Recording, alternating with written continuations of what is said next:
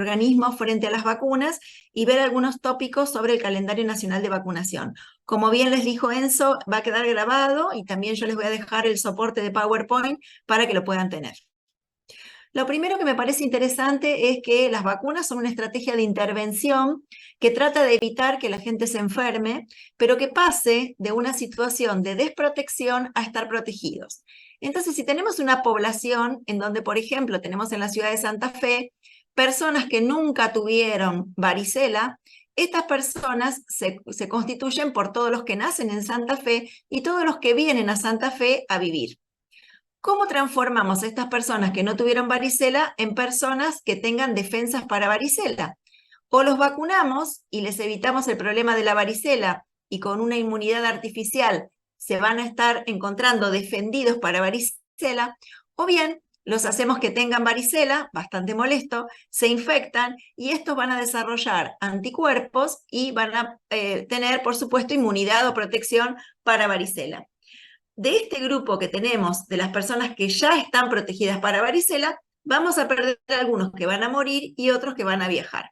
Esta es la dinámica un poco de las distintas enfermedades. Repiensen, por ejemplo, la situación de dengue, cuántos tenemos inmunes, cuántos tenemos susceptibles, y va a explicar por qué yo frente a una determinada enfermedad desconocida tengo mucha gente afectada y cuando tengo una enfermedad mucho más conocida hay menos casos en ese momento.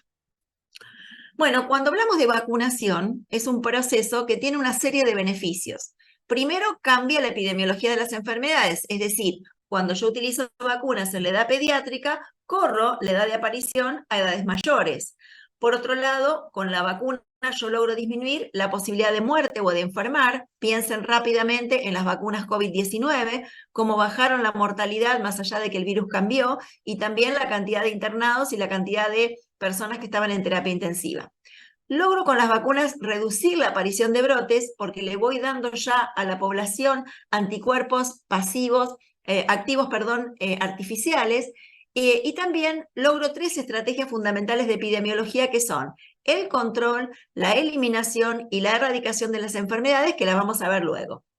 Cuando yo vacuno, me protejo al recibir la vacuna, pero también solidariamente puedo proteger a aquellos que no pueden vacunarse por distintos motivos, porque la edad es una limitante, porque tienen las defensas alteradas, y sobre todo con vacunas yo lo que trato de hacer es contribuir a que la gente se mantenga saludable y a la calidad de vida de las personas. Dijimos que uno de los objetivos es controlar la enfermedad. Cuando hablo de controlar la enfermedad, significa que bajo la cantidad de casos, es decir, que voy a trabajar sobre la reducción de la incidencia, es decir, la aparición de casos nuevos de una enfermedad. Por ejemplo, cuando yo vacuno para, por ejemplo, tos convulsa, logro bajar la cantidad de casos de tos convulsa que eran esperables para ese momento. No los elimino y debo seguir vacunando, solo lo que logro es reducir la cantidad de casos. Cuando yo hablo de eliminación, estoy haciendo referencia a que las acciones que yo estuve utilizando lograron eliminar los casos en un determinado momento, en un determinado lugar. Es la situación, por ejemplo, de sarampión rubiola para Latinoamérica y especialmente para Argentina, pero como la entidad o la enfermedad no está eliminada, no ha desaparecido del mundo, yo tengo amenazas permanentes por los viajes, que puede haber reintroducción de la enfermedad. Por lo tanto, no puedo eliminar la vacuna, tengo que seguir trabajando con vacuna, aunque ya no tenga casos. Esta es la parte más difícil de comprender por la población, que se pregunta por qué vacuno para polio si no tengo parálisis infantil, por qué vacuno para sarampión, y la explicación es esta. No estando eliminado, o sea, no habiendo desaparecido del resto del mundo los casos de esta enfermedad, debo seguir utilizando vacunas.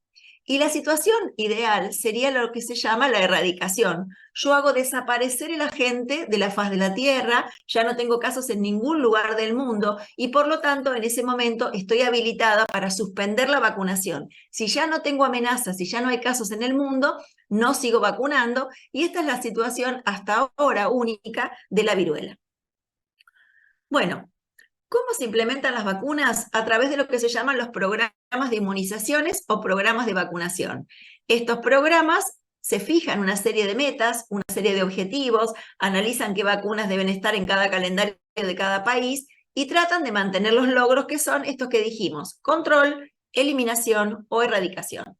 Sin embargo, en este contexto actual, recordemos que muchos factores influyen sobre los programas de inmunizaciones, como son el recurso humano, poco personal de enfermería, el tema de las dificultades económicas, no se las voy a contar en nuestro país, pero también muchas situaciones de colapso, como pueden ser las migraciones o las crisis mundiales, que también pueden determinar que este programa no se mantenga tan intacto como debería.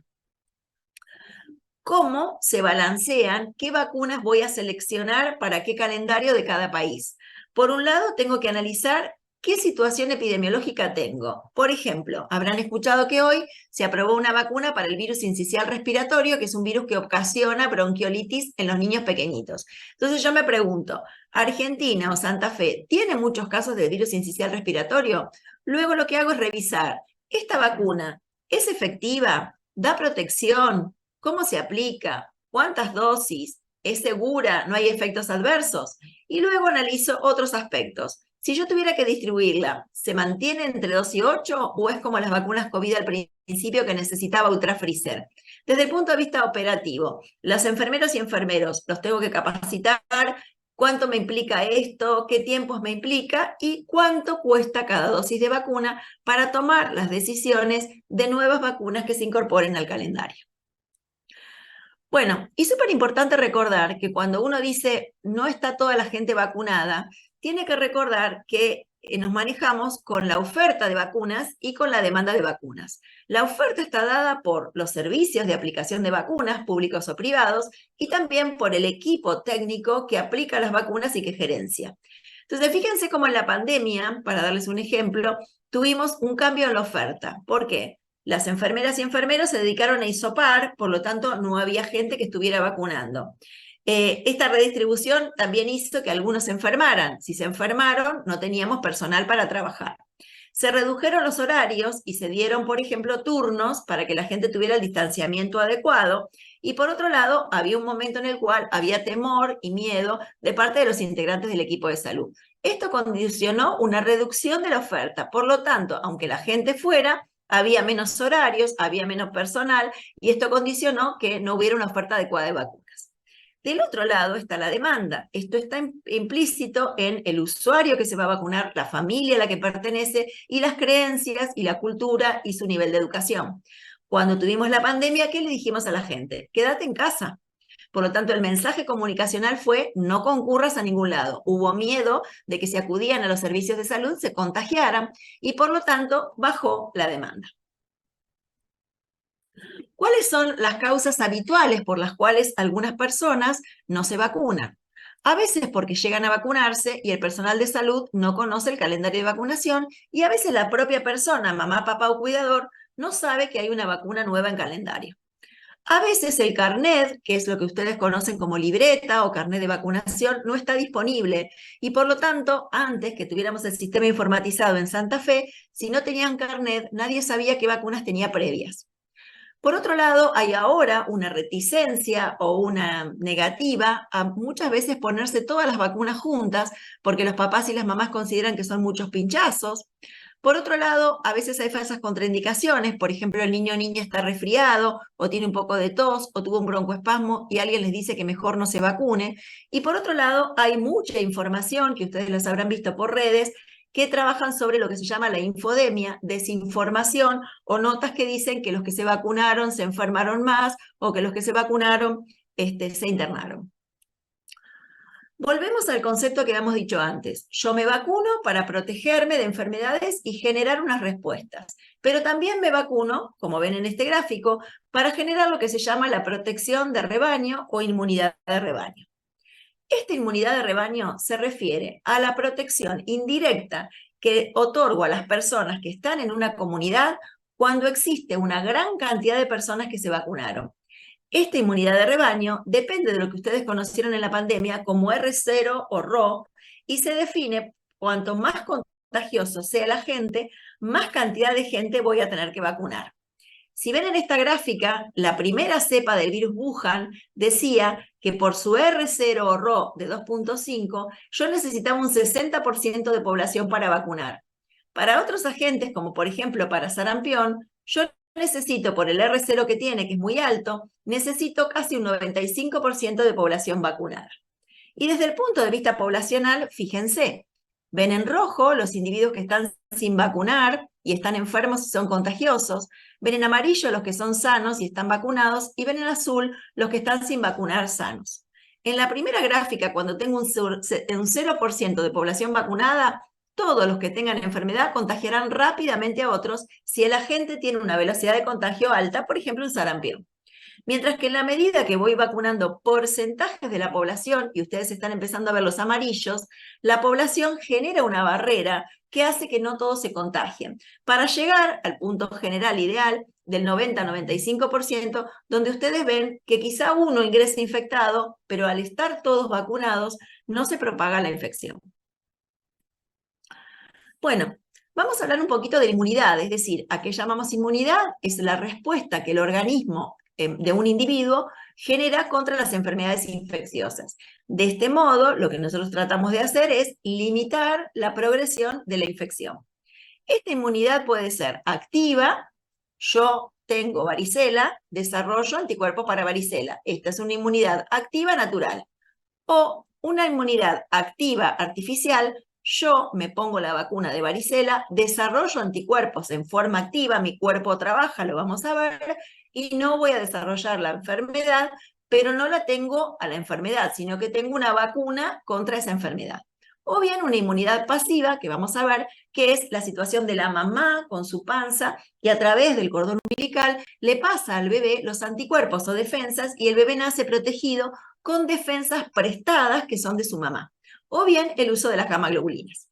Hay inmunidad permanente, es decir, yo me pongo una vacuna y quedaré protegido siempre, o una inmunidad de corta duración. El ejemplo de corta duración es la antigripal, que ustedes saben que cada año hay que vacunarse porque tiene una inmunidad corta.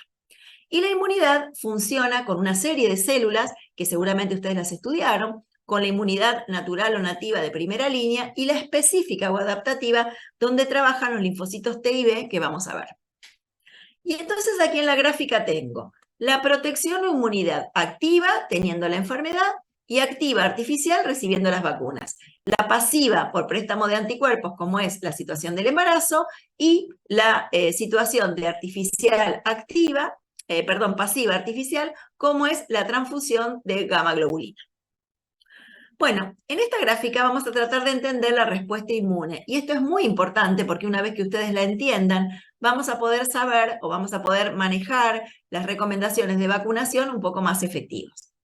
Vamos a tomar el esquema de vacuna de hepatitis B, que seguramente todos ustedes tienen aplicado, que es una vacuna que la tenemos que tener por ser adultos, pero también por pertenecer al equipo de salud. Cuando aplico la primera dosis de hepatitis B en un brazo, y aquí tienen la masa muscular, existen lo que se llaman células presentadoras de antígeno que interactúan con el antígeno de hepatitis B incluido en la jeringa de la vacuna y hacen una transformación a través de mediadores químicos para lograr que ésta sea presentado por el antígeno de histocompatibilidad y que colaboren rápidamente dos tipos de células: los linfocitos T o helpers, que son los colaboradores, y los linfocitos B. Esta colaboración LT-LB tiene dos respuestas. Por un lado, este linfocito B se va a transformar en plasmocito y va a producir inmunoglobulinas anticuerpos, pero por otro lado, algunos de estos linfocitos B van a quedar como clones, como grupitos de linfocitos B de memoria que van a quedar guardados en algún rincón del cuerpo. Si yo analizara la producción de anticuerpos, fíjense que aplico la primera dosis. Cuando aplico la primera dosis, necesito un tiempo de latencia o de espera. Luego se producen anticuerpos en fase exponencial que se estabilizan y que luego declinan. ¿Por qué es importante esta fase de latencia? Porque desde el momento que me vacuno hasta el que logro la protección, que sería la fase exponencial, pasan unos días. Es por eso que si ustedes viajan, por ejemplo, a Brasil y quieren ponerse la vacuna de fiebre amarilla, recomendamos que pasen entre 10 y 14 días antes de viajar para colocarse la vacuna. Yo necesito tiempos de todo este reconocimiento antigénico para estar seguro que cuando ustedes lleguen a Brasil van a tener los anticuerpos o defensas adecuados para evitar pescarse una fiebre amarilla. Ahora bien, Cuando ya es la segunda dosis, es decir, que cuando todo este mecanismo se logró y yo al mes me pongo la segunda dosis de hepatitis B, fíjense que el antígeno ya no interactúa con las células presentadoras de antígeno, sino que interactúa con el clon específico de memoria de los linfocitos B, sensibilizados para hepatitis B. De modo que estos linfocitos vuelven a hacer lo mismo, se transforman en plasmocitos para producir anticuerpos y otro grupo sigue quedando como clon de memoria. Vamos a mirar sobre mano derecha cómo es la dinámica de los anticuerpos. Fíjense la fase de latencia, es menos de 24 horas, es decir, que yo, desde el momento que me vacuno, cuando recibo una segunda dosis, una tercera o un refuerzo, rápidamente pican los anticuerpos a un valor de fase exponencial muchísimo más alto que lo que ocurría en el esquema de la fase primaria. Por lo tanto, la moraleja de esta respuesta inmune es, cuando yo inicié un esquema de vacunación, al quedarme células de memoria, mi cuerpo guarda las células de memoria. Y salvo que me trasplanten, donde me borran toda la inmunidad, siempre tendré clones de memoria para continuar los esquemas de vacunación. Y la otra enseñanza es, si es una primo vacunación, como vimos antes, recuerden que yo necesito tiempo de latencia. Pero mientras que si son vacunas de segundas, terceras dosis o más, los tiempos de latencia son cortas y en 24 horas yo logro una fuerte protección. Aquí ven en la gráfica la respuesta primaria. Tiempo de latencia, fase exponencial, caída de los anticuerpos a expensas de IgM, que es la inmunoglobulina de respuesta primaria, y luego incrementa la IgG. Cuando yo aplico la segunda dosis, la fase de latencia es recortita, y fíjense la respuesta exponencial a expensas de IgG que yo tengo luego en la respuesta secundaria. Bueno, dijimos entonces, inmunidad activa natural, me enfermo. Inmunidad activa artificial, vacunas. Inmunidad pasiva, gamma-globulinas. ¿Qué son las gamma-globulinas? Son productos que se han elaborado a partir del estímulo a individuos con distintos antígenos y por lo tanto puedo tener unas inmunoglobulinas que tienen un poquito de todos o unas inmunoglobulinas que son súper específicas para algo. En la mente deben tener la inmunoglobulina antirrábica, la inmunoglobulina antitetánica. Son específicas para tétanos o específicas para rabia. Entonces, las que son de un poquito de todo se llaman estándar y las que son específicas para una enfermedad se llaman hiperinmune o específicas. No lo vamos a detallar aquí, pero acá les dejo una gráfica donde tienen cada una de las inmunoglobulinas, qué tipo son, si estándar o específica, qué dosis se aplican y cuánto tiempo tengo desde la exposición para recibir esa inmunoglobulina para que provoque la posibilidad de atenuar o evitar el desarrollo de la enfermedad. Bueno, estas inmunoglobulinas o los anticuerpos que yo tengo en mi cuerpo, ¿pueden interferir con las vacunas? La respuesta es sí. Hay determinadas vacunas, que son las vacunas en donde el virus está adormecido, que se llaman virales atenuadas, que pueden verse afectadas por los anticuerpos. Por eso, por ejemplo, si yo tengo una mordedura de perro y resulta que el perro fallece y me ponen la vacuna antirrábica y la gamma-globulina antirrábica y tengo que viajar a Brasil y ponerme fiebre amarilla, deberá mediar un tiempo entre la gamma-globulina antirrábica que recibí por la mordedura de perro y mi vacunación con fiebre amarilla, porque la presencia de anticuerpos circulantes pueden alterar la respuesta de determinado tipo de vacunas que vamos a ver. Y entonces aquí decimos, si yo recibí inmunoglobulinas y me quiero poner la vacuna del tétanos, que es un antígeno inactivado, no hay que respetar ningún intervalo. O sea que me puse la vacuna y la gamma-globulina para rabia y mañana me pongo una vacuna de neumococo, no hay que esperar ningún intervalo. Me puse la inmunoglobulina y voy a recibir la vacuna triple viral. Hay que esperar entre 3 y 11 meses, dependiendo de la concentración de inmunoglobulina. En el caso de rabia son 4 meses, para ponerme la vacuna triple viral. Recibí la vacuna doble adulta y tengo que recibir ahora la inmunoglobulina porque el perro se murió y sospechamos rabia. No esperamos ningún intervalo. Mientras que si me puse la vacuna triple viral y ahora me muerde el perro, tendré que esperar un tiempo de 2 semanas, que en general no lo esperamos. Por lo tanto, esta vacuna en general se recomienda que se revacune porque no puedo garantizar la respuesta óptima. Se comprende que existen mecanismos que pueden alterar la respuesta de las vacunas, específicamente las inmunoglobulinas alteran la respuesta de las vacunas virales atenuadas parenterales. ¿Cómo se produce la respuesta de estas vacunas? Las vacunas virales atenuadas, cuyos ejemplos son varicela, fiebre amarilla, triple viral, doble viral y vacuna en el sur de la provincia de Santa Fe de fiebre hemorrágica argentina, son vacunas en donde el componente antigénico, que es el virus, está por métodos físicos y químicos adormecido, ha disminuido su potencia, pero no la ha abolido. Por lo tanto, en personas que no tengan bien las defensas, pueden generar enfermedad. Estas vacunas funcionan casi muy parecido a la enfermedad. Y es por eso que también entre sí estas vacunas se pueden inhibir su respuesta. Existe un modelo real de enfermedad y sobre este modelo real se monta una propuesta teórica de que quizás estas vacunas funcionarían así. Entonces, por ejemplo, a los 12 meses de edad le coloco a un chico la triple viral. Esta triple viral, que es una vacuna viral atenuada parenteral, comienza la replicación con una viremia muy leve, que la ven en rojo, del virus vacunal. Inmediatamente que comienza la replicación del virus vacunal, comienza a aumentar una sustancia que se llama interferón alfa, que es un antiviral por excelencia. Si yo pusiera al día 2 una vacuna viral atenuada, por ejemplo varicela, fíjense que la vacuna se va a encontrar con estos niveles de antiviral, por lo tanto, esa vacuna aplicada no va a poder producir la respuesta esperada en los estudios.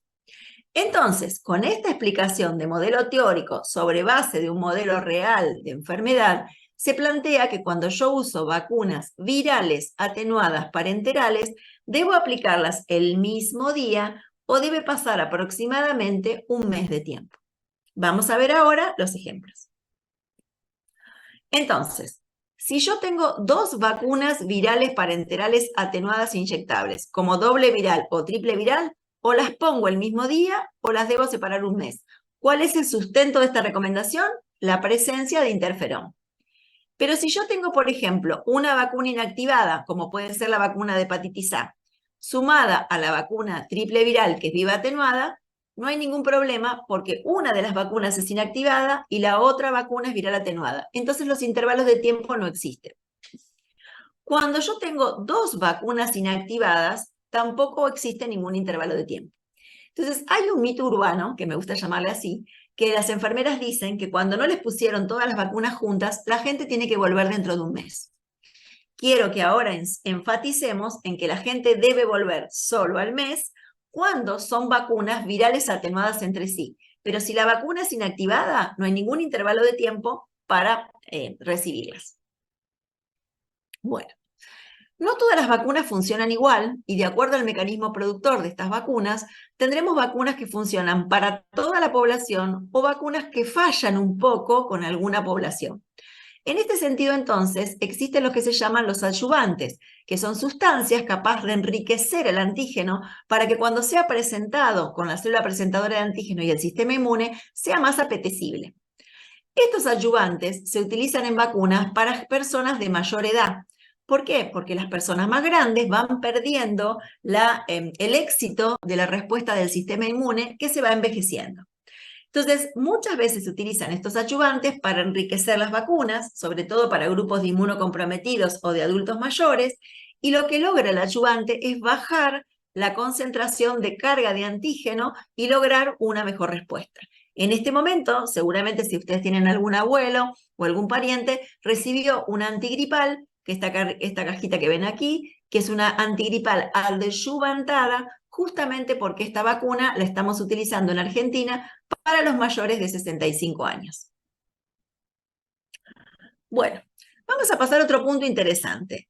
¿Tiene que pasar un tiempo entre una dosis y otra de vacuna? La respuesta es sí, y esto se llama intervalo de tiempo. Es el tiempo que tiene que transcurrir entre la primera y la segunda dosis, entre la segunda dosis y la tercera y el refuerzo.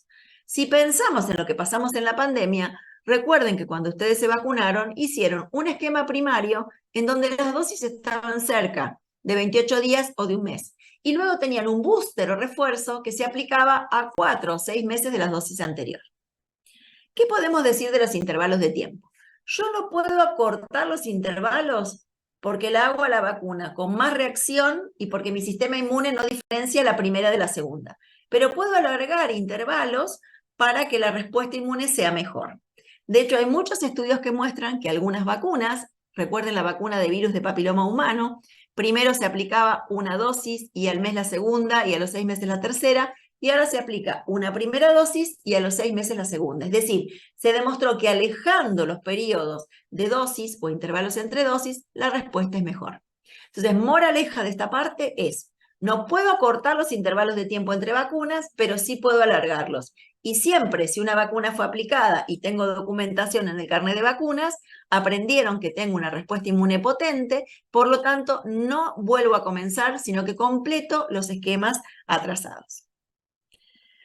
Bueno, y existe lo que se llama un periodo de gracia, que este es un consenso de autores, no tiene ninguna evidencia científica, que dice que 4 días antes de la fecha yo puedo aplicar una vacuna y es considerada válida. Por ejemplo, le falta a un niño 3 días para cumplir el año y va a vacunarse y la enfermera le dice que no lo puede vacunar porque no tiene el año.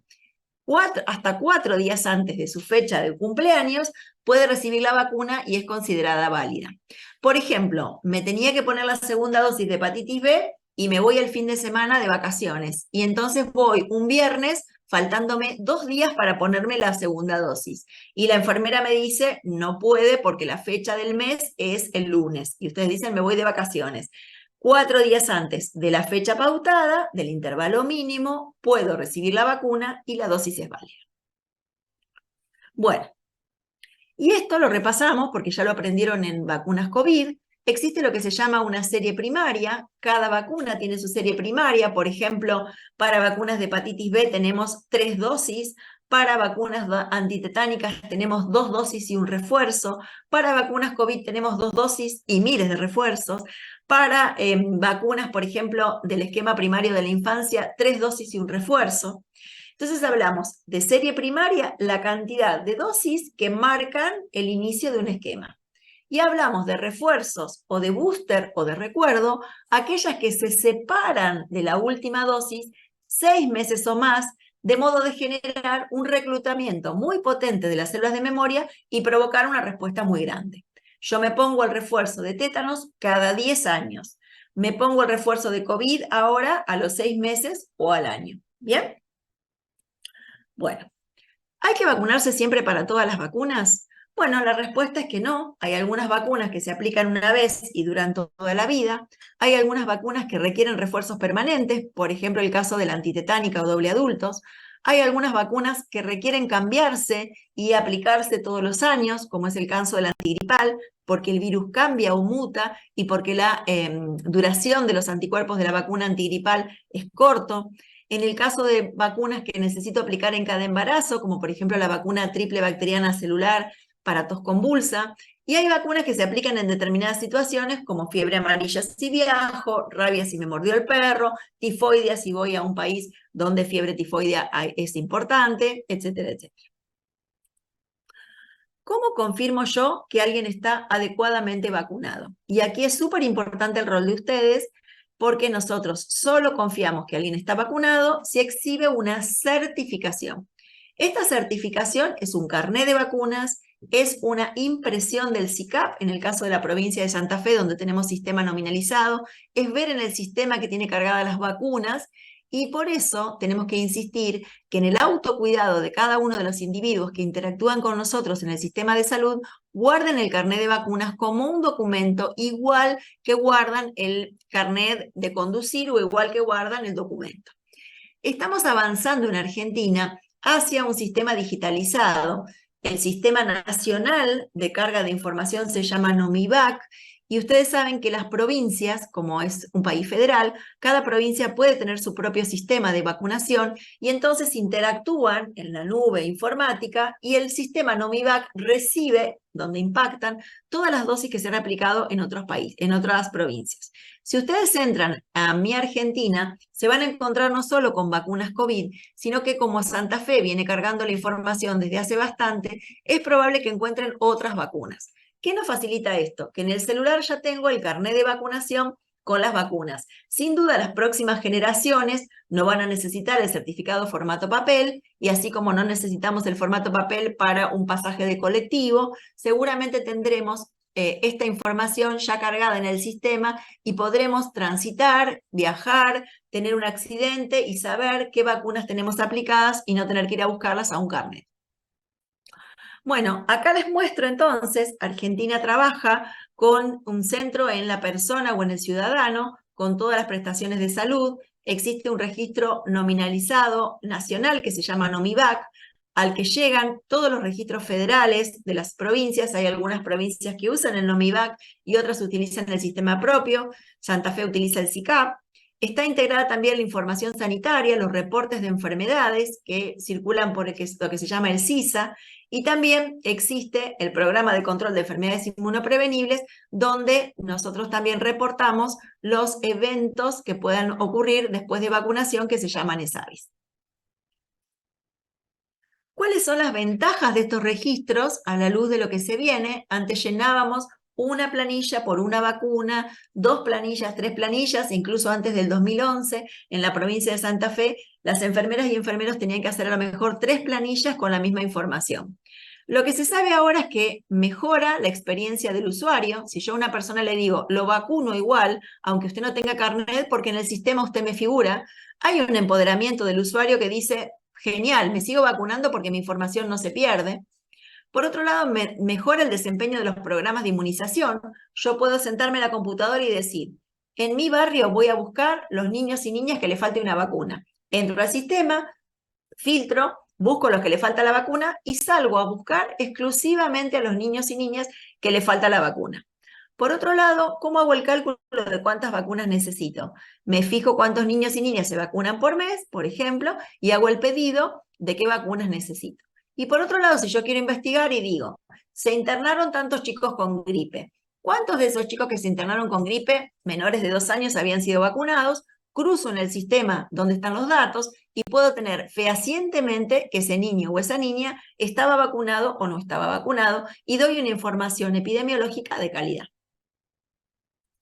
Bueno, más allá de contar con el carnet de vacunas, existen lo que se llaman los correlatos de protección. El correlato de protección muestra que la persona está protegida, es decir, que me muestra cuál es el nivel de anticuerpos que tiene, y para algunas vacunas esto está establecido internacionalmente. Por ejemplo, luego de terminar un esquema de vacuna de hepatitis B de 3 dosis y dejando pasar por lo menos un mes de tiempo, yo me doso anticuerpos anti-antígeno de superficie y el valor debe ser igual o mayor a 10 unidades internacionales por mililitro, y esto es considerado una respuesta protectora de vacunación. ¿Por qué es importante esto? Porque soy un personal de salud que voy a interactuar con sangre, con elementos cortopunzantes, y debo saber si realmente estoy protegido o no. ¿Le hago este análisis a toda la población? La respuesta es no. Se lo voy a hacer a inmunocomprometidos, se lo voy a hacer en personas que están en diálisis, o se lo hago al personal de salud. Me interesa saber que respondan grupos de alto riesgo. Ahora bien, si yo les pregunto si para COVID existe este valor, aprendimos con la pandemia que nadie tiene todavía cuál es el valor de nivel protector. Y por otro lado, hay que saber que cada uno de nosotros responde con distintos valores. Yo puedo tomar a 5 de ustedes y dosar los anticuerpos para hepatitis B, y alguno puede tener 11, otro puede tener 500, otro puede tener 1000 y otro puede tener 5. O sea que existe en nuestra población los hiporrespondedores, responden poco, los normorespondedores responden como la mayoría de la población, y los hiperrespondedores, que responden mucho. Entonces aprendieron que el correlato de protección existe para algunas enfermedades, me permite saber la respuesta a la vacuna, no se hace de rutina, sino que se hace en determinados grupos de alto riesgo. Bueno, las vacunas pueden ser monovalentes, es decir, que solamente tengo un antígeno en la vacuna, o las vacunas pueden ser combinadas, es decir, que en la misma jeringa yo utilizo distintos antígenos de la misma enfermedad con variedades, o de distintas enfermedades. Por ejemplo, cuando me pongo una vacuna antigripal, tengo 2 antígenos de virus A y un antígeno de virus B. Es una vacuna trivalente y es una vacuna combinada. En un único pinchazo me protege de 3 variedades de virus de gripe. Cuando yo utilizo una vacuna triple viral, es una vacuna combinada trivalente, que me protege de sarampión, paperas y rubiola. Entonces, la tendencia en el mundo es avanzar hacia las vacunas combinadas. ¿Qué mejor que si yo les pregunto a ustedes, ¿ustedes quieren pincharse 6 veces o una vez? Y sin duda me van a contestar una vez. Si yo en un único pinchazo, la industria farmacéutica logra combinar distintos antígenos, puedo tener vacunas que me protejan de 3, de 4, de 5, hasta de 6 enfermedades en un único pinchazo. Entonces, las vacunas combinadas, que son el futuro, van a lograr una mejor adherencia de los usuarios, porque la gente se va a ir más contento con un pinchazo 6, como un combo, cuando ustedes se compran en esta empresa tan famosa, o bien también facilitan el trabajo del personal de salud, porque imagínense que carga una única jeringa y puso 6 enfermedades, mejoran las coberturas vacunales, pincho una vez y pongo todo de entrada, simplifican los programas de vacunación, ahorran el material y ahorran la capacidad de logística en las heladeras y facilitan muchos de los procesos. Seguramente de a poquito, ya tenemos unas cuantas vacunas combinadas en nuestro calendario, se avanzará hacia las vacunas combinadas. Bueno, y este es un concepto interesante. ¿Todos le tenemos miedo al pinchazo? La respuesta es sí. Se estima que casi el 20 o 30% de la población no dice nada, pero tiene miedo a la jeringa. Y de hecho ustedes habrán visto que mucha gente se desmaya antes de que los pinchemos y en la práctica médica les va a pasar que antes de sacarle sangre o antes de poner un inyectable, capaz que la gente se cayó. Entonces se ha planteado la importancia de acompañar la práctica de inmunizaciones con estrategias que cedan o que disminuyan el dolor. En ese sentido, nuestra población pediátrica, por las vacunas que tenemos en calendario, recibe muchas inyectables. Entonces existe lo que se llama la tetanalgesia, es decir, vacunar al niño o a la niña, bebé, prendido a la teta de la mamá, porque en este contacto piel a piel, en esta succión de un líquido azucarado, como es la leche materna, en una distracción y porque a su vez existen distintos mediadores como triptófano, melatonina y endorfinas, favorecemos la experiencia haciéndola menos dramática y más placentera.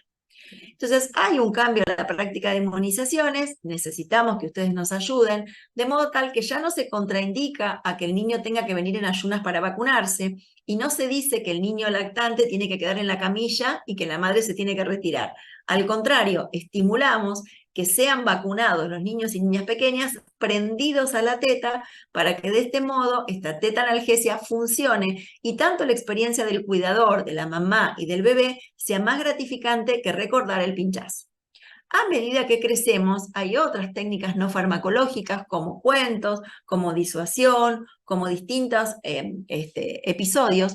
Lo que siempre insistimos es que nunca se le deben mentir a los niños y niñas de qué vamos a hacer. Esto de decir, vamos a ir a ver a una chica que te va a contar un cuento, pero nunca le contamos que la vamos a vacunar, ¿sí? Y por otro lado, tratar de que siempre la experiencia sea lo más gratificante posible y que no esté vinculada con una tracción hacia la violencia. Si no te portas bien, te voy a pinchar, porque eso después genera que la gente y que los niños no se quieran vacunar. Bueno, vamos a pasar a algo un poco más técnico.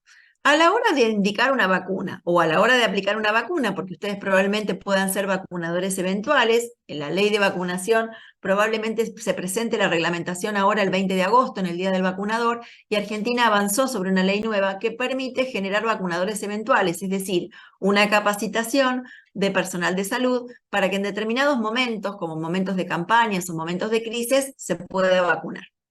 Cuando yo voy a decidir, ¿va a aplicar una vacuna o indicar una vacuna? Tengo que pensar, la persona que yo tengo adelante, que es el huésped, ¿tiene sus defensas normales o tiene sus defensas en baja? ¿Está embarazada o no? Por otro lado, cuando voy a vacunar, digo, ¿qué edad tiene la persona que voy a vacunar? Para saber si esta vacuna puedo aplicarla a esta edad o no. ¿Es un niño pequeño, es un adolescente o es un adulto o es un adulto mayor? ¿Qué tipo de vacuna voy a aplicar? ¿Es una vacuna de calendario o es una vacuna del ámbito privado? Ejemplo de calendario, cualquiera de las que ustedes quieran.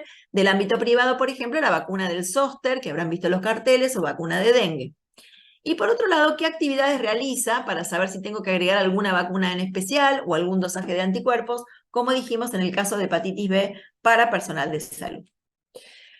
Y a la hora de vacunar, les quiero dar una buena noticia y una mala noticia, que si uno trabaja tranquilo y bien, en general comete pocos errores, pero que no hay ningún antídoto para sacar una vacuna que se aplicó a alguien que no correspondía. No puedo bajarle la dosis si le apliqué el frasco completo, no puedo cambiar el lugar de aplicación si ya le inyecté en la muñeca o en el codo. Entonces, se habla de que existen pasos, 5 pasos, algunos hablan de 7 pasos, que uno debe chequear a la hora de vacunar. El número 1 es, ¿esta persona que tengo adelante es la que se va a vacunar o es el acompañante? No ha sido raro que ya hemos vacunado al acompañante y no la persona que venía a vacunarse. ¿La vacuna que saco de la heladera es la vacuna que la persona viene a aplicarse? ¿Sí o no? Voy a registrar en la historia, ¿tiene las vacunas aplicadas previamente o no tiene ninguna vacuna y está correcto que yo lo vacune? Por ahí hay gente que viene con una indicación de vacunación y cuando yo reviso los registros, resulta que me encuentro con que esa vacuna ya la tenía aplicada y la persona no se acordaba. Le voy a aplicar la vacuna intramuscular, subcutánea o vía oral.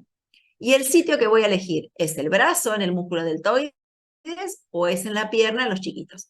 Atención con el brazo, porque cuando es invierno a la gente le decimos que se baje un poco la ropa, voy a hacer la mímica, y muchas veces aplicamos la vacuna casi intraarticular por no tener los reparos anatómicos. Así que mi consejo cuando uno recién empieza es que tenga muy claros los reparos anatómicos para no vacunar en el hombro a algunos y en el codo a otros. Bueno, ¿qué pasa con la gente que está anticoagulada? Y esta es una consulta frecuente. Las personas que están anticoaguladas tienen problemas para inhibir un sangrado. Bueno, en el caso de las vacunas, todas las personas que están anticoaguladas se pueden vacunar igual por vía intramuscular, solo hay que tratar de elegir una aguja fina de 23 o calibre más pequeño, hacer una presión sostenida, no masajeando, y explicar que a lo sumo va a haber un leve hematoma. Pero no se contraindica la vacuna en los anticoagulados, que este es un error bastante común que encontramos. Bueno, ¿qué hacemos cuando alguien no tiene ninguna vacuna? Bueno, si alguien no tiene un registro, si alguien no tiene cargada la vacuna en SICAP, si no guardó la documentación, si no hay una historia clínica que diga qué vacunas tiene, se lo toma al individuo como no vacunado y hay que comenzar de cero. ¿Hay que comenzar de cero porque el sistema inmune no lo recuerda? No, hay que comenzar de cero porque no tengo cómo certificar que la persona realmente está vacunada. No hay ningún registro válido, ni historia clínica, ni sistema informático, ni documento que me diga que es correcta la vacunación. Así que frente a una persona que me jura y me perjura que se vacunó, pero no puedo documentar su vacunación, legalmente debo vacunarlo. Bueno, dijimos hoy que cuando uno va creciendo, nuestro sistema de defensas va envejeciendo. Este envejecimiento del sistema inmunológico se llama inmunosenescencia. Este envejecimiento provoca cambios en la respuesta de inmunidad celular y de inmunidad humoral. Puede estar afectado por distintos factores como son factores genéticos, la nutrición, la situación mental, el estrés y también genera un impacto negativo no solo con las vacunas, sino que rompe algunos mecanismos de desregulación, por lo cual uno puede tener mayor incidencia de cáncer o de enfermedades relacionadas con enfermedades autoinmunes. Fíjense que la edad de mayor incidencia de muchos de los cánceres y de enfermedades del colágeno son después de los 50, coincidiendo con el sistema inmunológico. Pero para los que tenemos más de 50, tenemos una buena noticia. No necesariamente mi edad condiciona mi respuesta inmune. Y entonces hay un concepto que ha surgido que se llama BioAge, que explica que hay gente que tiene a lo mejor 80 años, pero tiene todavía un sistema inmune intacto. Estas características han sido muy interesantes porque si ustedes recuerdan la pandemia, no todo el adulto mayor murió por COVID. Había gente que nunca se lo pescó, hubo gente que anduvo muy bien y hubo gente que realmente se afectó severamente. Con lo cual, indudablemente, hay una mayoría de la población con inmunosenescencia, pero algunas personas tienen otras características. Bueno, ¿qué pasa con las personas que no tienen sus defensas normales? Ya sea que reciben corticoides, altas dosis, que reciben quimioterapia, que reciben radioterapia, que reciben drogas biológicas, que son anticuerpos monoclonales, o que tienen una enfermedad que baja las defensas, como el caso del cáncer o, por ejemplo, el virus del VIH. Estas personas, en general, no son tomadas de referencia para los estudios, o sea que hay poca información respecto a las vacunas en estas personas. Por otro lado, son personas que son más sensibles a tener complicaciones por una enfermedad. Si alguien que tiene las defensas bajas se pega una varicela, le va a ir peor que si la persona tenía las defensas. Y por otro lado, se trata de trabajar con consensos de expertos que tratan de tener recomendaciones. ¿Qué es lo que no hay que hacer? Nunca hay que dejar de vacunarlos con las vacunas que pueden recibir. Aunque la respuesta de defensa sea más baja, es mejor que estén vacunados para que estén protegidos. Puede haber pérdida de sus defensas a lo largo del tiempo o a lo largo del proceso de tratamiento que estén recibiendo. Puede haber interferencias con gamaglobulinas, algunos que reciben gamaglobulina por determinados motivos. Y también es importante recordar que esto no es una bolsa homogénea, sino que son distintos los pacientes con VIH, de los pacientes oncológicos, de los pacientes trasplantados, de los pacientes reumatológicos o de otro tipo de pacientes. ¿Qué vacunas no pueden recibir en general esta población? No pueden recibir vacunas en donde el antígeno esté adormecido, pero no esté muerto. ¿Por qué? Porque al estar el antígeno adormecido y no tener el sistema de defensas bien, el cuerpo puede no bloquear esta infección y pueden desarrollar una enfermedad a partir de la vacuna. Entonces, no le podríamos poner la triple viral, la doble viral, la vacuna de varicela y la antigua vacuna de zóster, no la actual, porque la actual vacuna es una vacuna recombinante, la vacuna de BCG, la vacuna de fiebre amarilla, la vacuna de fiebre hemorrágica y lo que se utilizaba antiguamente, que era la vacuna Sabin. Bueno, existe un subgrupo de pacientes, para seguir complicando la cancha, que reciben periódicamente gamaglobulinas endovenosas. Estos pacientes son pacientes inmunodeficientes primarios, nacieron con un problema de defensas de tipo genético, y como estos pacientes reciben gamaglobulina, puede ser entonces que no necesiten el resto de las vacunas, a excepción de la hepatitis B y de la vacuna antigripal. Bueno, ¿qué hacemos con las personas que viven con los pacientes que tienen problemas en las defensas? Bueno, el sentido común nos dice que hay que superprotegerlos, porque si las personas que tienen problemas de las defensas pueden responder mal a las vacunas, hay algunas vacunas que no pueden recibir, ¿yo qué tengo que hacer? Armar una barrera epidemiológica de los convivientes de estas personas. Dentro de estos convivientes también está el equipo de salud, porque uno convive con muchos de estos pacientes durante la internación, y entonces hay que aplicar todas las vacunas recomendadas, no la sabinoral, que por suerte ya la hemos eliminado, pero sí los convivientes pueden recibir las vacunas virales atenuadas que el inmunocomprometido no podía recibir. Ejemplo, una persona en tratamiento con cáncer no podía recibir la vacuna, por ejemplo, de varicela, pero su pareja y sus hijos es muy importante que estén protegidos para varicela, de modo que si alguien entrara con varicela, no se contagiara el inmunocomprometido porque sus convivientes forman una barrera. Bueno, un capítulo súper importante es la vacunación materna. Y de hecho en el día de hoy hubo un anuncio, o habrán escuchado por los medios, de que se aprobó una vacuna para el virus sincicial respiratorio en la embarazada. El virus sincicial respiratorio es el virus que provoca bronquiolitis, que es la infección que ocasiona el aumento en la consulta y la internación en los más chiquititos durante el otoño-invierno. Este proceso de vacunar a la embarazada no es nuevo y, como ustedes ven aquí, es una oportunidad excepcional porque la mamá produce sus defensas y a través del cordón umbilical va a transferir todo lo que ella ya tuvo y todas las vacunas que recibe a su bebé, que viene a un mundo en donde todavía no interactuó con ningún tipo de antígeno.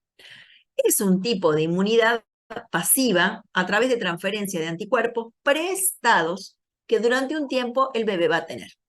Sabemos sí que esta mamá transfiere los anticuerpos a través de la placenta aproximadamente entre la semana 13 en adelante, pero tiene un máximo de transferencia aproximadamente en la semana 27. Esto ya nos da la pauta de que si un niño nace prematuro antes de la semana 27, en la semana 20, será probable que ese bebé no haya recibido todas las defensas que su mamá le podría haber pasado por haber nacido anticipado. Entonces, en esta gráfica lo que vemos es esta parte de aquí hasta la línea celeste, gris, sería la mamá. Todo lo que yo le aplique a la mamá durante el embarazo va a ir produciendo en esta mamá anticuerpos altos que va a transferir a partir de la semana 27 para que al momento del nacimiento, que es la línea gris, el niño nazca con un nivel altísimo de anticuerpos de todo lo que la mamá tuvo o la persona gestante tuvo y de todas las vacunas que le puse. Pero como bien dijimos, este bebé que nace recibe en forma de préstamo, que tiene que eliminar, los anticuerpos de la mamá. En la medida que este bebé desde el nacimiento va pasando sus meses, fíjense cómo caen los anticuerpos prestados por la mamá aproximadamente al 6º mes y terminan de caer hacia el año. En el mientras tanto, este bebé tiene que empezar a producir sus propios anticuerpos en valores ínfimos inicialmente para llegar al año de vida en algunas inmunoglobulinas como la G, casi al 60% de la vacuna de la inmunoglobulina de dotación del adulto. Entonces se comprende que la ciencia está trabajando ahora en insistir en vacunas durante el embarazo, como antigripal, la triple bacteriana celular para tos convulsa, hepatitis B y vacunas de COVID, y ahora la de sincicial respiratorio, para lograr otorgar una protección prestada que baje la morbimortalidad de muchas enfermedades. Bueno, en este caso, para mostrar el impacto de esta estrategia, esta es la letalidad, es decir, la cantidad de niños que fallecieron por tos convulsa sobre los niños enfermos de tos convulsa. Recuerden que letalidad es fallecidos por una entidad sobre los afectados por esta entidad. Y esto es lo que ocurrió en Argentina 2011-2015. Fíjense que a partir de la vacunación con triple bacteriana celular en el embarazo, se encontró que se redujo en un 65% del total de bebés los casos de tos convulsa, y en el caso de los menores de 1 año, fíjense que se redujo a un 61.5%. En las barras celestes ven antes de vacunación y en la barra anaranjada es luego de la vacunación. Es decir, que los niños que nacieron en celeste son los niños por grupo de edad cuya madre no fue vacunada, y en anaranjado ustedes ven los niños que nacieron con madres vacunadas. El impacto de la vacunación fue tal que logramos reducir casi un 65.6% en todos los grupos de edad el riesgo de tos convulsa. Recordándoles que cuanto más chiquititos son los chicos que tienen tos convulsa o coqueluche, pueden requerir internación en terapia intensiva y hasta incluso fallecer.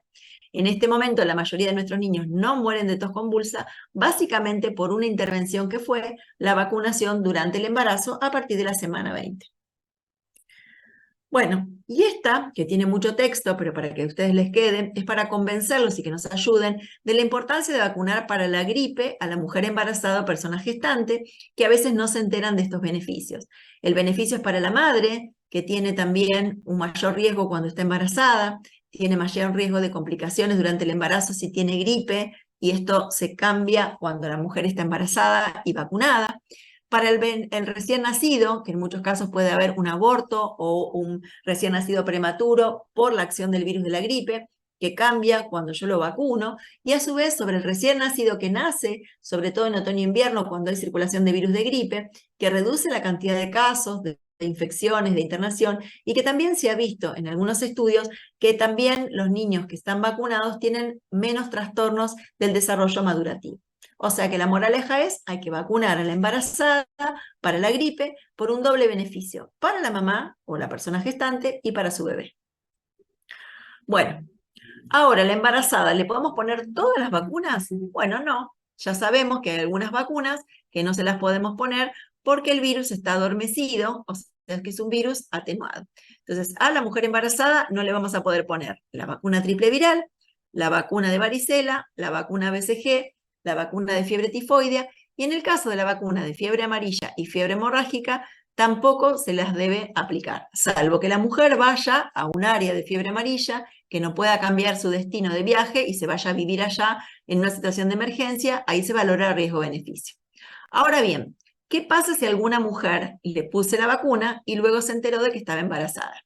No hay ninguna indicación de generar un aborto a esa mujer, porque en todas estas vacunas hay muchos estudios que muestran que aquellas mujeres que inadvertidamente se vacunaron no sabiendo que estaban embarazadas, no hubo consecuencias para sus productos, los fetos o los bebés. Y ahora vamos a analizar en la lactancia. Dando la teta, ¿uno puede recibir cualquier vacuna? Bueno, la respuesta es la mayoría sí, pero 2 vacunas especialmente no. En general se recomienda que la vacuna de fiebre hemorrágica argentina y la vacuna de fiebre amarilla no se den en los lactantes muy pequeñitos, generalmente menores de 6 meses, salvo que la circunstancia de emergencia lo amerite. Con lo cual, todas las vacunas se pueden recibir durante la lactancia: VPH, hepatitis, sarampión, rubiola y papera. Las únicas dos que hay una precaución durante la lactancia son fiebre hemorrágica argentina y fiebre amarilla. Bueno, llegados hasta acá, y si no se durmieron, y si no están así como con dolor de cabeza, llegamos finalmente al calendario nacional de inmunizaciones de Argentina. Este calendario está organizado por edades, está organizado por vacunas, por a qué edad deben aplicarse, con qué esquema primario y cuántas dosis son. Entonces, en Argentina nosotros tenemos, al momento del nacimiento, los niños y niñas reciben la vacuna de hepatitis B en su piernita, junto con el Conaquión, que trata de evitar la hemorragia del recién nacido. Al egreso de la maternidad o durante su internación, antes de irse, reciben la vacuna BCG en el bracito.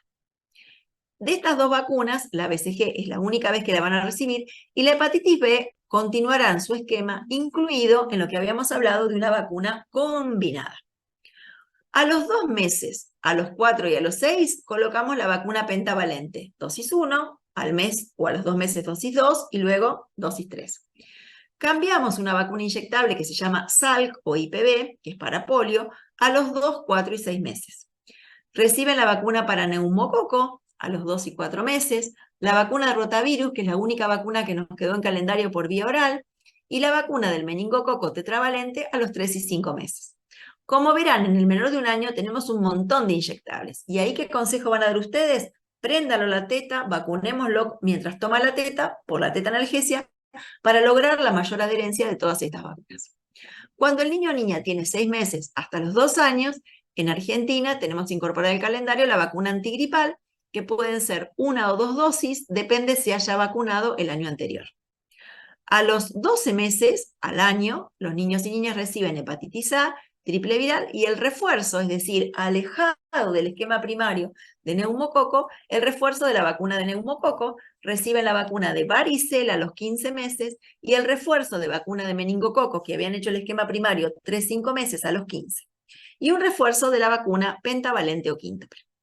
Al ingreso escolar, cuando ingresan a primer grado, no importa que tengan 5, 5 y medio o 6, reciben la triple bacteriana, la triple viral, la vacuna Salco IPV, y se incorporó hace muy poquito una segunda dosis de vacuna de varicela.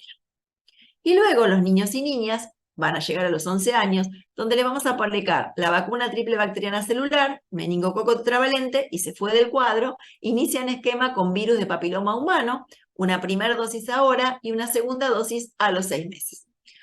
Como verán, tenemos un calendario súper robusto, súper importante, con muchas vacunas. Todas estas vacunas son gratuitas, nadie tiene que pagar por ellas, pero ¿cuál es el gran desafío? Que todo lo que tenemos en este calendario llegue al brazo o a la pierna de cada uno de nuestros niños y niñas. Y la pregunta que nos hacemos es, ¿hay otros calendarios? Pues sí, gente. Tenemos calendario para los adolescentes y tenemos calendario para los adultos. Aquí ustedes tienen cada una de las vacunas, separados los grupos de edad, y en amarillo tienen todas aquellas vacunas que son para todos y todas. En gris ustedes tienen aquellas vacunas que son indicadas para alguna situación particular, por ejemplo la de la gripe para los asmáticos severos, y en verde tienen aquellas que están indicadas por situación epidemiológica como fiebre amarilla y fiebre hemorrágica argentina. Por lo tanto, no solo los niños y niñas se vacunan, los adolescentes también, los adultos jóvenes también y los adultos mayores también. Y nosotros, como integrantes del equipo de salud, ¿tenemos que vacunarnos? Sin duda que sí, por nosotros y para generar una barrera a todos los pacientes que nosotros podemos atender, que en muchos casos pueden quizá no poder recibir alguna de estas vacunas. Entonces, en el personal de salud está indicada la triple bacteriana celular, que es una vacuna de difteria, tétanos y tos convulsa, para aquellos que trabajan con niños menores de 1 año, con un refuerzo a los 5 años. La triple viral, tenemos que documentar 2 dosis de sarampión, rubiola y paperas, y si no, hacernos un análisis para ver si tenemos anticuerpos. Hepatitis B, tenemos que tener un esquema completo y habernos hecho anticuerpos para ver si tenemos anticuerpos mayores o iguales a 10. Hepatitis A, en aquellos casos de personal de salud que trabaja con niños pequeños.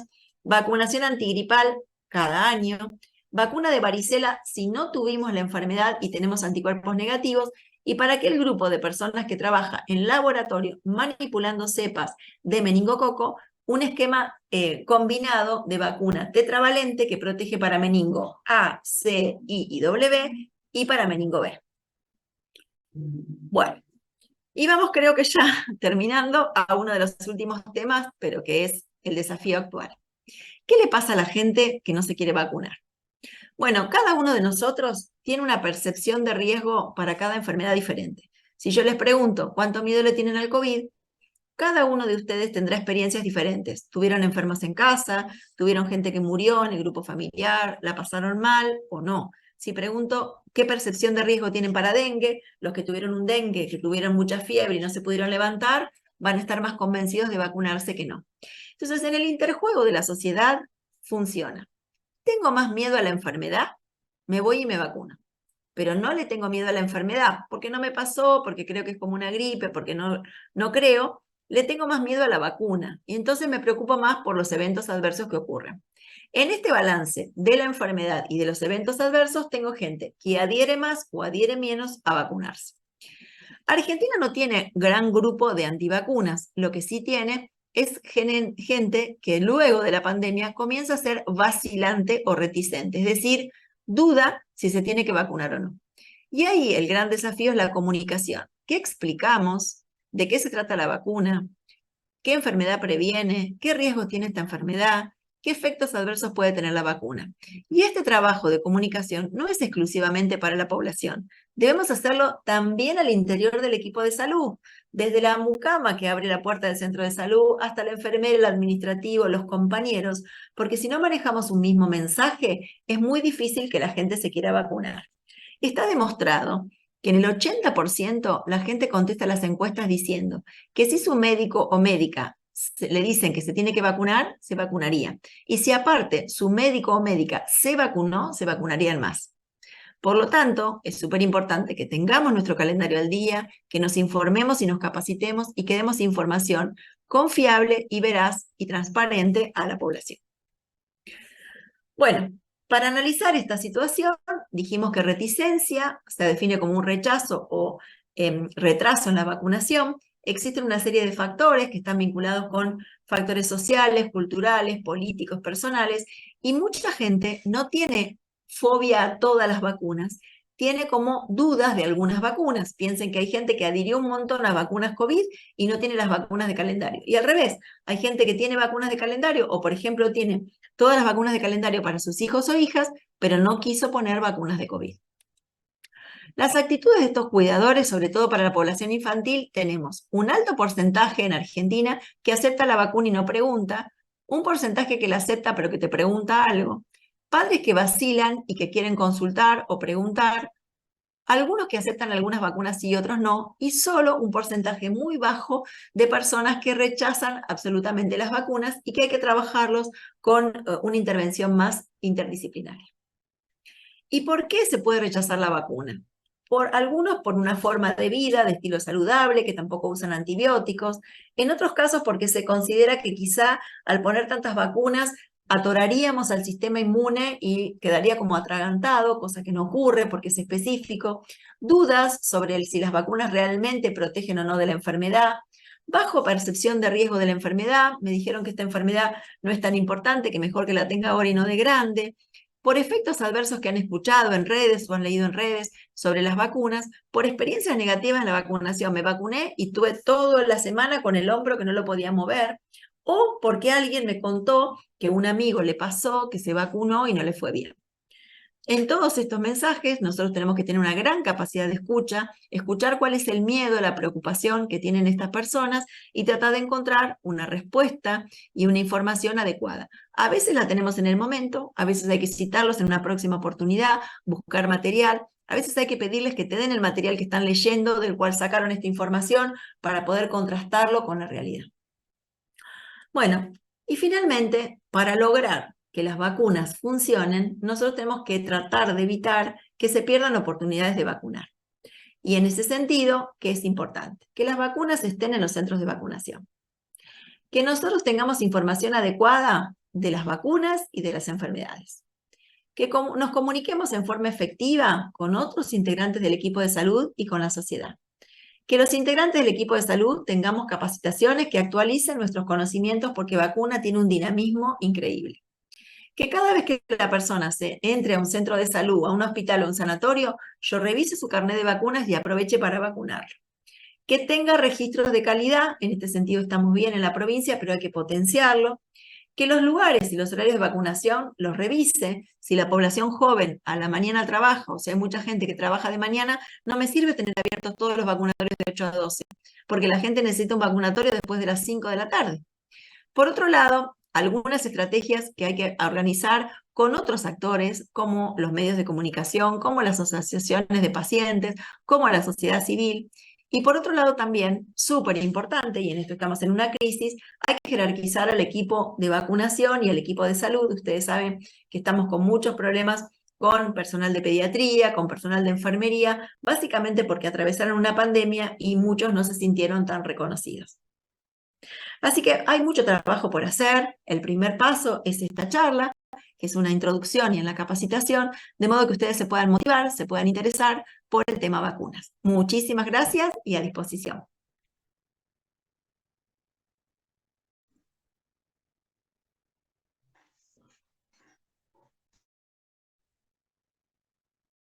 No sé, Enzo, si tenemos tiempo para preguntas, si alguien ha preguntado por el chat, si podemos Por el chat por lo menos no hacer hay alguna ninguna discusión. pregunta. Si alguien quiere realizar alguna pregunta, Si si alguien quiere realizar podés. alguna pregunta, levanta la mano con la parte de reacciones del Zoom y contestamos.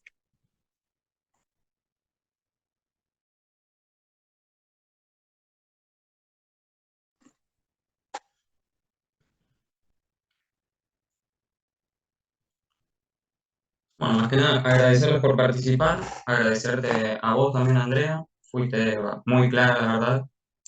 Va a ser mucho más llevadero. Y también comentar a los chicos que la clase va a estar disponible en estos días en el aula virtual.